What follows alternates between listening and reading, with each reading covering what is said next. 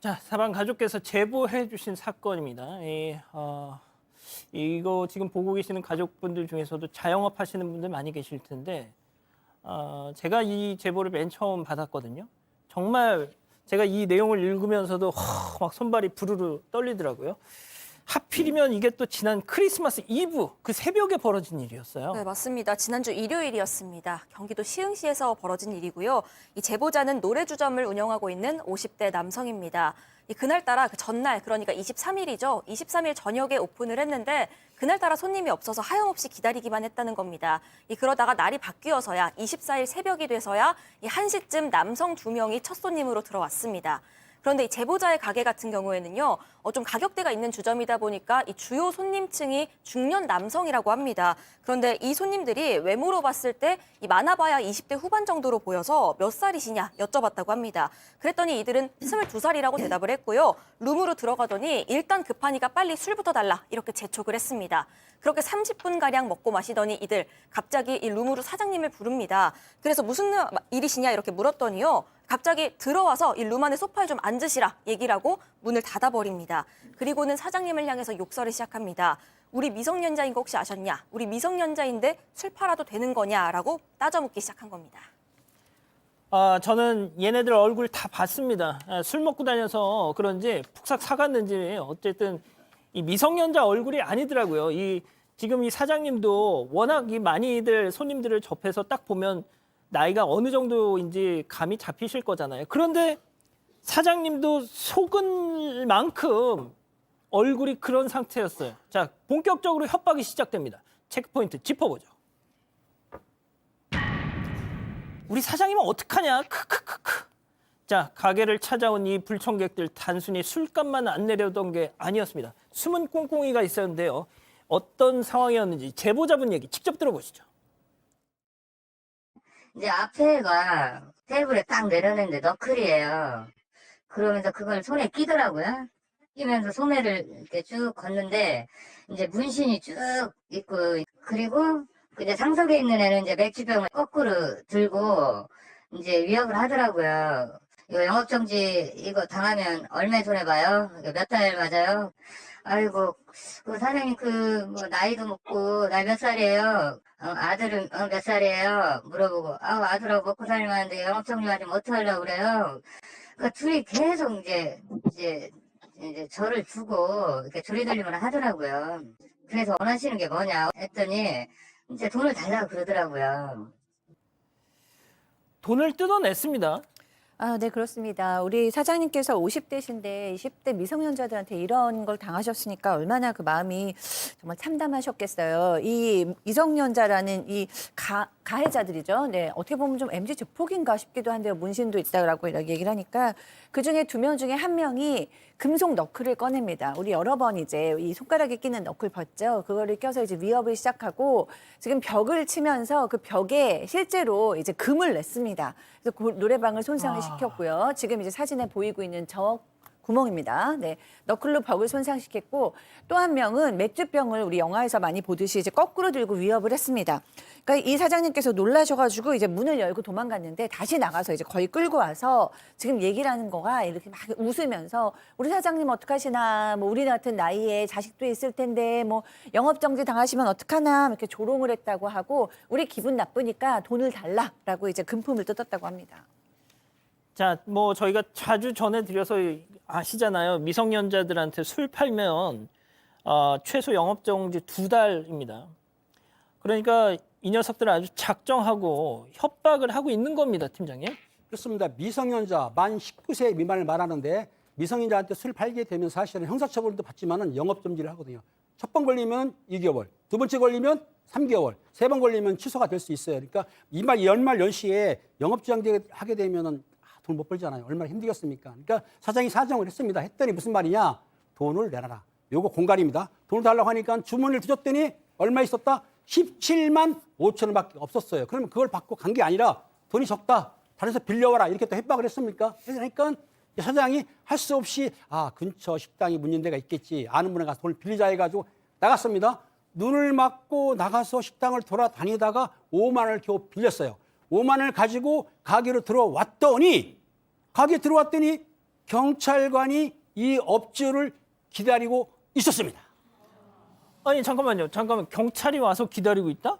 아니 영업 정지 2개월인데 그 사장님이 연락은 안 하셨을 텐데. 그렇죠. 가게에서 싸움이 났다라는 신고를 받고 경찰이 왔다라고 합니다. 그리고 경찰이 현장 점검을 하는 동안에 이 협박범들한테 20만 원을 주면서 아 쟤네들이군요. 그렇죠. 건네받은 다음에 유유히 떠났다고 하는데 잠시 뒤 이 협박범들 경찰이 협박범을 데리고 다시 안으로 들어왔습니다. 알고 보니까 이 미성년자 술 제공했던 신고가 들어 조사를 했던 것이고요. 이 사람들 신분증 검사를 해보니까 놀랍게도 나이는 2005년생이고 만 18세입니다.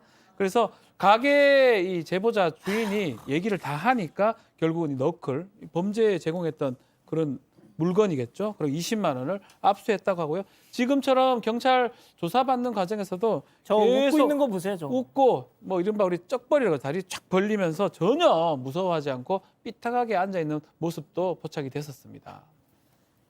아 진짜 미성년자였습니다. 자 그런데 사건 발생 얼마 후에 제보자는 더 충격적인 사실을 알게 됩니다. 직접 들어보시죠. 이제 동네에 저랑 비슷한 업종 있는 분들하고 만나서 이제 이런저런 얘기를 하고 있는데 저희 뒷집에서 똑같이 그렇게 하고 나왔다고 하니까 제가 그래서 그 집을 이제 갔어요. 그래서 뭐 이런 일 있었냐 이렇게 물어보니까 그 사장님은 흔쾌히 얘기를 해주시더라고요. 그런데 동영상도 주시고 얘기를 해주시더라고요. 그래서 제가 이렇게 좀 계획된 범죄면 이게 과연 업주로서 이거 책임을 져야 될 부분인지 좀 너무 힘든 상황이라 예, 여기서 영업정지를 당하면 사실은 이제 가게는 끝나는 상황이라고 보면 되는데요. 자 그러니까 이게 그 동네에서 한두 군데 지금 당한 게 아니네요. 네, 맞습니다. 불과 몇 시간 전, 그러니까 전날 저녁에도 이 제보자 가게 뒷집을 찾아갔었다고 합니다. 그리고 아주 똑같은 수법으로 돈을 요구를 했던 건데 지금 영상이 나가고 있습니다. 저게 그 가게에서 이 저들이 나가고 있는 장면이 찍힌 CCTV 영상입니다. 이 가게에서도요, 여러 차례 이들의 나이를 확인했습니다. 하지만 이 가게에서도 역시 똑같이 이들은 거짓말로 나이를 속였습니다. 그리고 똑같이 이 업주를 방으로 유인해서 문을 닫은 뒤에 협박을 시작을 했다고 합니다. 이 사람들 알고 보니까 그 복도에 보통 이런 업장에는 복도에만 CCTV가 있잖아요. 네. 그 CCTV에 잡히지 않기 위해서 룸으로 일부러 사장님을 불러들인 다음에 문을 닫고 협박을 했던 거라고 합니다. 하지만 그 앞선 가게 주인 같은 경우엔 경찰에 신고하겠다 좀 강하게 대응을 했던 것 같습니다. 그래서인지 이 협박범 두 범은 당시에는 저렇게 도망치듯이 좀 도망을 갔다고 하고요. 그리고 몇 시간 뒤에 제보자의 가게를 찾아갔던 겁니다. 아, 오 교수님.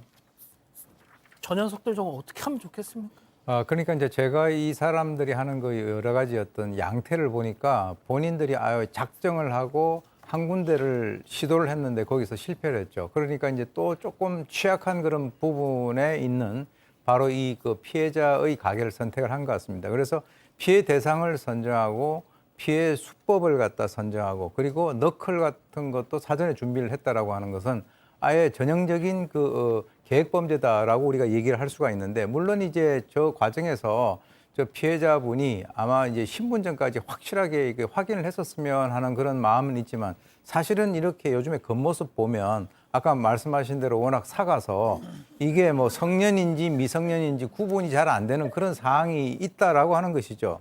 그런데 제가 봤을 때는 이게 한두 번 해본 솜씨가 아닌 것 같고요.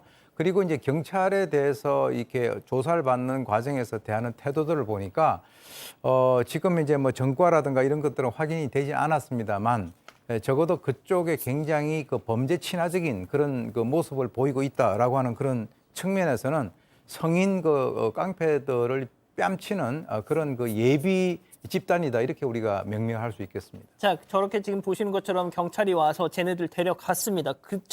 그래서 이 제보자 사장님은 계속 유치장에라도 있겠지 했는데 풀려났다면서요? 바로. 네, 그날 바로 풀려났어요. 그 이유는 이제 현행법이 아니라는 이유로 이제 풀려났는데 범죄는 강도보다는 뭐 공갈죄나 뭐 특수공갈죄 같은 게 성립하고 위험한 물건에다가 2인 이상에서 했던 안 좋은 요소들이 상당히 많음에도 불구하고 현행범이 아니니까 아마 풀려났던 것 같습니다. 다만 결국은 미성년자한테 술을 팔았기 때문에 오히려 제보자가 영업 정지에 처할 위기에 좀 빠져 있어요. 사실 이 청소년 보호법이 이제 이런 내용을 이제 규정한 법률인데 사실은 좀 무과실로 보거든요. 이렇게 속이고 들어오는 걸 사실 방법 자체가 없는데 일단은 미성년자한테 술을 확인하지 않고 술을 팔았다면 일단 영업정지 위기에 있는 상황이고요. 다만 이제 이거 좀 다투려면 행정소송을 좀 할 필요는 있을 것 같은데 일반적으로 아직까지는 아마 이 영업정지 2개월이 될 가능성이 좀 높아 보이는 좀 안타까운 상황입니다. 아니 오히려 피해자가 이제 처벌을 받는 이 불합리한 상황이 언제까지 계속돼야 되냐 이거죠. 네, 맞습니다. 이 제보자 역시도 지금 연말연시잖아요. 대목 앞두고 이런 그러니까요. 일을 당하는 건 사실 사형 선고나 다름없다. 이렇게 말하고 있고요. 그래서 내가 죽었어야 되는 걸까라는 한탄까지 하고 있다고 합니다. 이 최근에서야 이렇게 피해를 본 경우에 업주들을 좀 구제할 수 있는 관련 법안이 발의가 되긴 했습니다. 앞으로 이게 어떻게 처리될지는 좀 지켜볼 필요가 있을 것 같습니다. 알겠습니다.